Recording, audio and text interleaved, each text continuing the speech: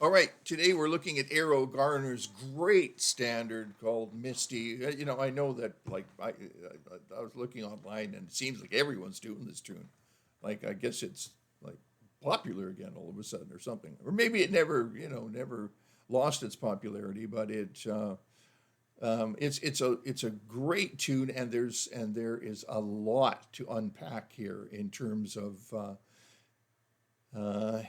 playing it and building a solo. There are some lovely changes here.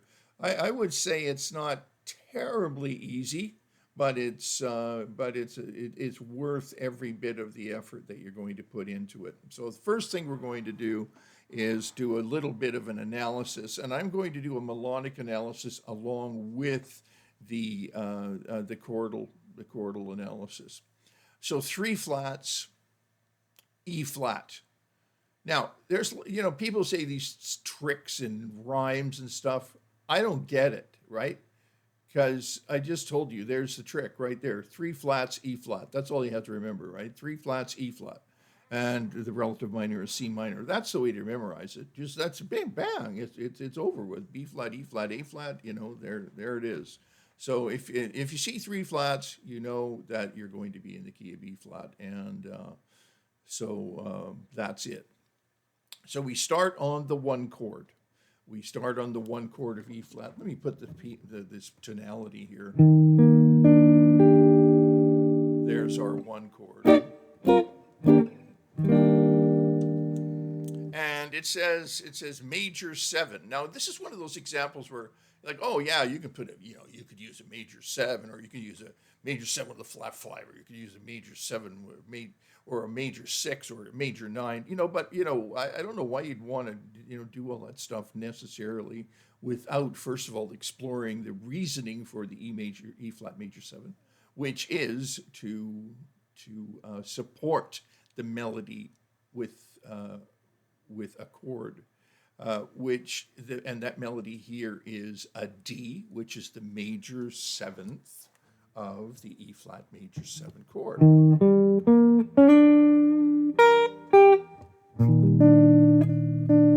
There it is. Right? Okay, good. And then we immediately flip to a key change. But it's a lovely key change. It's used thousands of times, and it's a common one. We have a two here, and we have a five, and then we have the A flat major seven chord. But the A flat major seven chord is related to the E flat major seven chord, right? It's the four chord. And so really what's happening here is it's just a 2-5 to the four chord, right? It's a nice way to get to the four chord, right? Rather than just playing the four chord. But then again, we also have the melody notes that are involved with with that two and the five.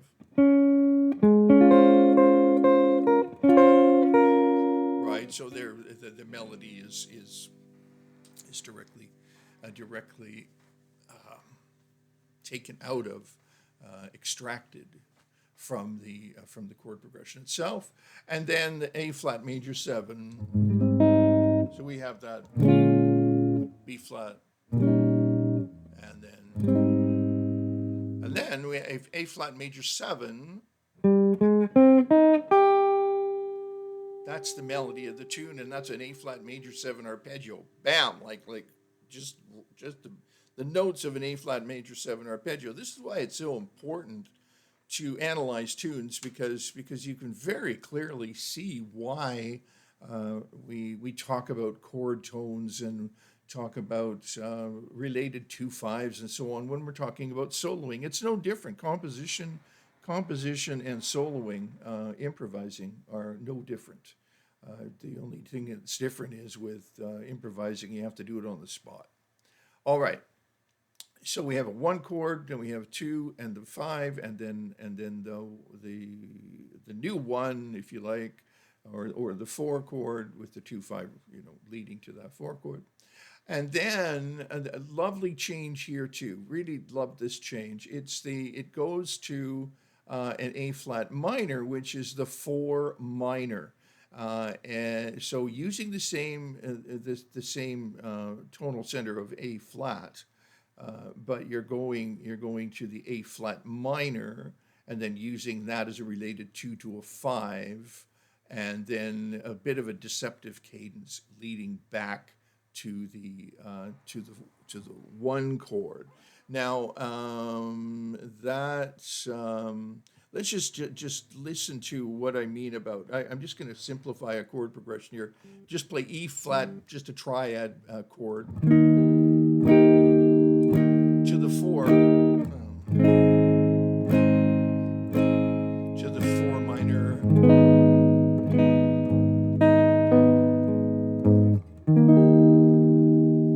See what a lovely change that is? That major to minor parallel change. 4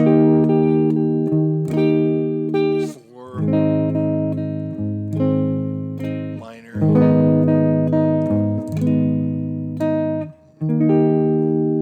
Right, and that's the same thing that's happening here in this tune.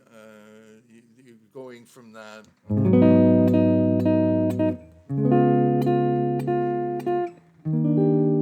Yeah, isn't that cool? That's great. And then, these are the things that make it sound great. If you do any writing on your own, use that parallel 4 major and minor thing, because it's just works so beautifully, and it sounds so rich. And all right, and then we go to 1. We're back at our 1 to 6 to 5 2 to 5 1 6 2 5.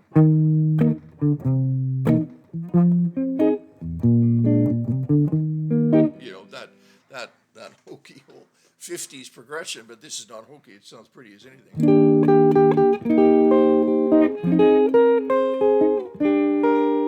Right, and then we do a deceptive cadence or a turnaround. You would probably, after the B flat 7, you would expect to hear, after this 1 6 2 5.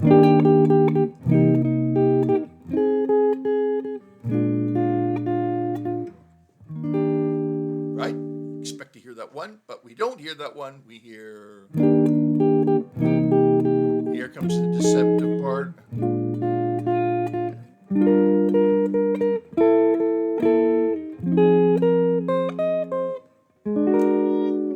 Yeah, okay, like that. And that turnaround is down from the 3 chord, right? And it sort of goes down from the 3 chord of E flat, E flat, F, G minor is the 3 chord in the key of E flat. Right? And then we just do we're doing 2 5s.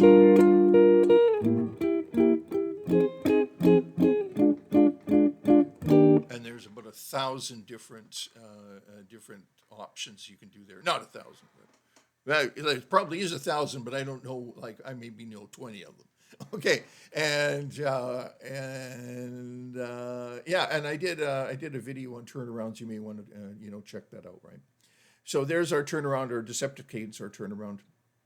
Deceptive meaning, I wasn't expecting to go to a G minor, and it just sort of adds a little bit of lightness and interest, right? And there's lots and lots of stuff that you can do there. Then we do exactly the same thing for the 8 measures, bringing us to 16 measures. We don't take the first ending. Instead, we go to the second ending, and we just end on the blam, on that E flat 6.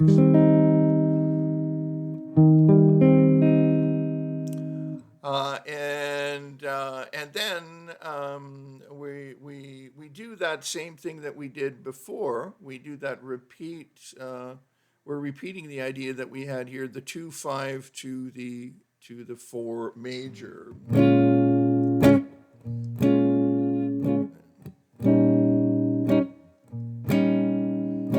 then to the 4 major.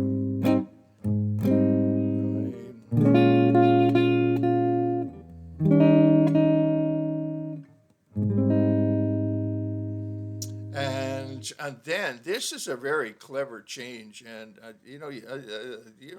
haven't seen this very many times, and that is up a semitone essentially, up a semitone to the key of G, and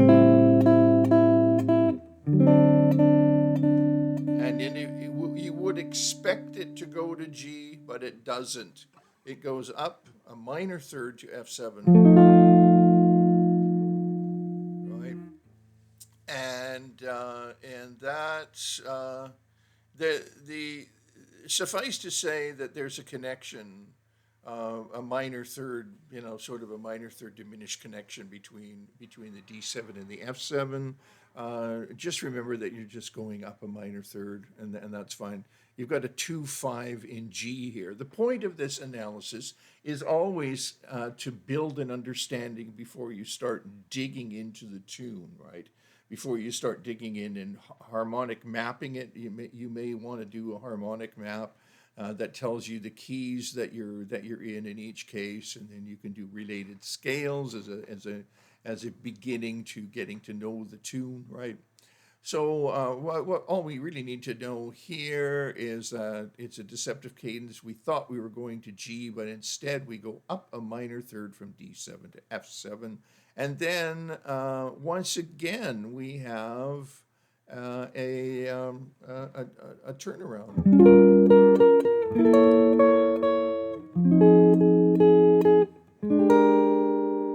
And then we're back to the top, or the same thing that we had before at the top, right?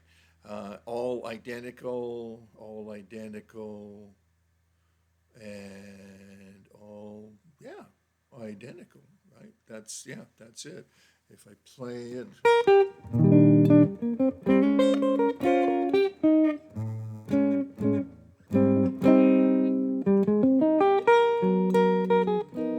Just like the beginning.